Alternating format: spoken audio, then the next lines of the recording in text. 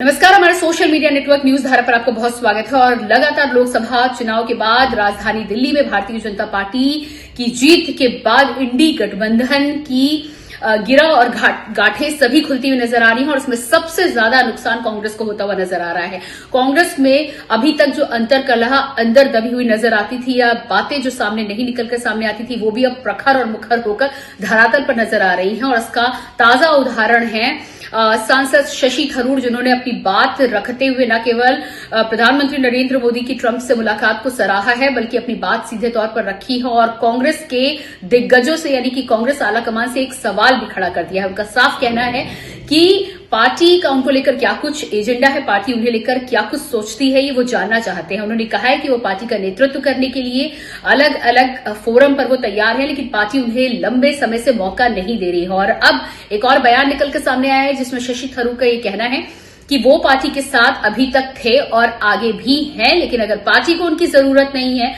तो उनके पास भी विकल्प है। ये बड़ा बयान राजनीतिक गलियारों में तैरता हुआ नजर आ रहा है और राजधानी दिल्ली में बीजेपी की जीत के बाद और साथ ही साथ अलग अलग राज्यों में इंडी गठबंधन की फजीहत के बाद इस बयान के कई राजनीतिक मायने निकाले जा सकते हैं। तो क्या आने वाले समय में कांग्रेस को शशि थरूर के रूप में एक और झटका मिल सकता है, या ये भी कह सकते हैं कि आने वाले समय में एक और स्ट्रैटेजी तैयार हो चुकी है और लगातार जिस तरह से अलग अलग रिजॉर्ट में बिरयानी से लेकर अलग अलग खिचड़ी पकाई जाती है, क्या उसी तरह की खिचड़ी कांग्रेस के अंदर भी पक रही है जिसको पकाने की जिम्मेदारी बाहर से कोई और लेकर तैयार है। तो क्या कुछ शशि थरूर को लेकर निकलकर सामने आता है? कांग्रेस में शशि थरूर ऐसे पहले नेता नहीं है, इस तरह के बगावती सुर पहले भी आ चुके हैं जिनको कांग्रेस संभालने में नाकाम रही है। तो क्या इस बार शशि थरूर को कांग्रेस बचाकर रख पाने में कामयाब होगी या एक बार फिर से कांग्रेस के किले में सेंध लगना तय है?